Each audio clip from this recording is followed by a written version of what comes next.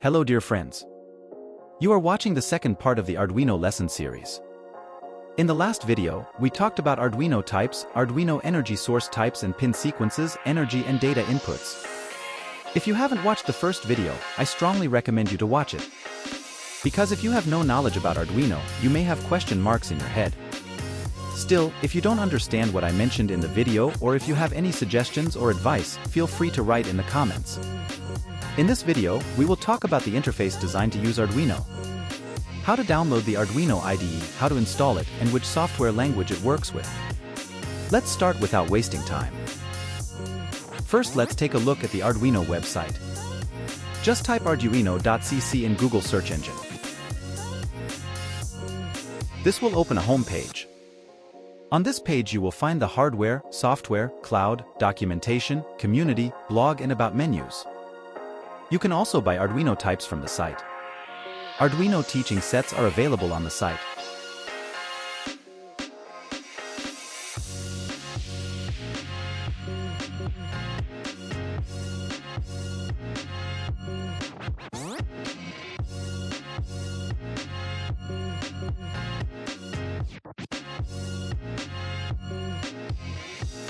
Here's what we need, the reference section in the documentation menu. Here is all the code used in the Arduino software. There are language options in this section. Language reference. The Arduino programming language can be divided into three main parts: functions, values, variables and constants, and structure. They show the codes and their use cases under a description. Here, digital definitions, analog definitions, mathematical and trigonometrical definitions and codes are shown. How and for what purpose each of them can be used is also included.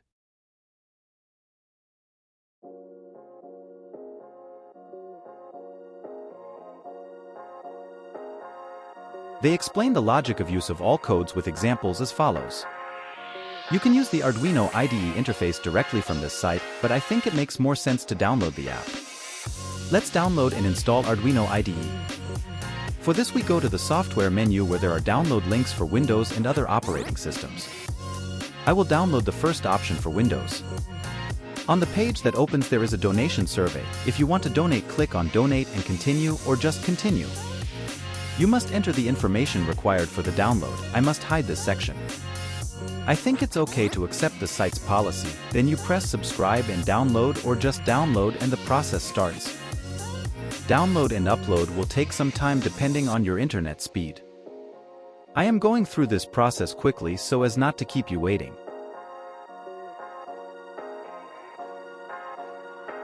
Yes, the download is complete and now we will follow a few installation procedures. Nothing difficult, we accept everything, we say ready and it's done. We will wait a little longer for the installation to be completed.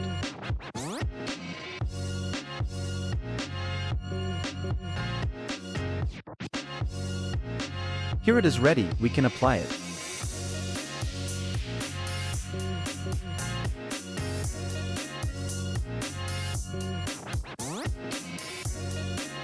When we open it, we see this interface. Since I have installed and used the application before, the last codes I used will be displayed on the first startup, but it should be a clean page for those who will use it for the first time. Yeah, it's a clean slate. Let's see what we got here. There are some ready-made headings and blogs on this page. First we see the File, Edit, Sketch, Tools, Help menus, which are found in almost every application. There are some ready-made headings and blogs on this page. First, we see the File, Edit, Sketch, Tools, Help menus found in almost every application. In the File menu, there are options to open a new page in the cloud, open a new page by selecting data from the device or open the last code blog. Then comes the Examples option. In the Examples section, there are many ready-made code examples based on Arduino itself. You can choose the one you want and use it in the appropriate context.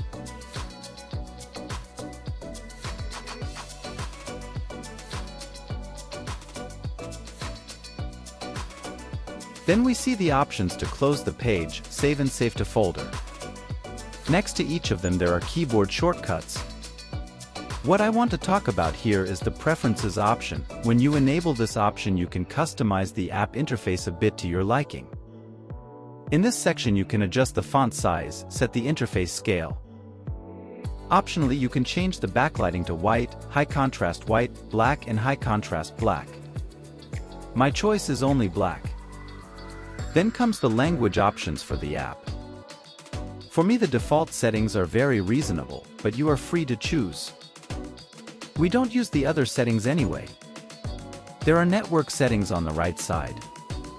I recommend not to mess with these settings too much. Proxy settings are loaded automatically. You can do manual operations here. You must then save all the changes you have made.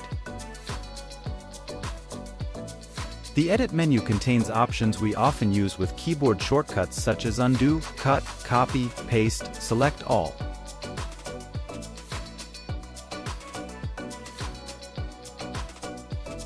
The Sketch menu has options for checking, loading and other options. We will cover almost all of these in detail in future videos. Here we will mostly use the Include Library option more often. Libraries will be the subject of a separate video. I have installed a few libraries, but you won't have them because you just installed the app. We will talk about how to download them and how to use them later. Auto-formatted, archived sketch in the Tools menu. Manage libraries include Serial Monitor and Serial Plotter tools. This contains information about the Arduino board you are using. If you are using a newer version of Windows or other operating systems, when you plug the Arduino board into the computer, the system automatically recognizes the port and product of the Arduino. If you are using older versions, you may need to enter this information in this section.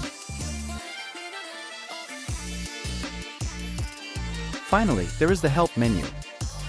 Here you can go to Arduino's website, learn about Arduino or check out the privacy policy. That's all about the menus for now. We will use each of them in a practical way as the lessons progress. Now friends, since I did not connect the Arduino board to the computer, the port appears empty here. Now let's connect the board and see how it works. I connect the card to the computer with the famous cable. It would be nice if this cable was a little longer. I plug the USB end into the computer and the other end into the board so that my Arduino will be powered and can receive data from the computer. As you know, Arduino runs on 5-volt power. I plug it in and yes, my board works. Now we see that 3 SMD LEDs are lit on the board. If you are running the board for the first time, one of them, the power LED, should be on, but since my board has pre-written code, the power, communication and load LEDs are on here. I don't remember what I was working on last time, but I think I connected a sensor to the Arduino and made it work because I specified the sensor in the code and the Arduino is constantly trying to get data from that sensor, but the sensor is not plugged in, so the RX LED is constantly on and off. If you watched the previous video, I explained what the RX and TX pins do. If you have plugged the board into the computer and the port and board information is not readable, you must manually enter which port you are using and which product of the Arduino you are using from the menu. You can find the name of the Arduino model you are using by sliding the cursor or type it into the search engine. That's all for now, dear friends. Thank you for watching my videos. Don't forget to turn on notifications to be informed about the sequel. I would be happy to receive your comments and ideas. Take care of yourselves.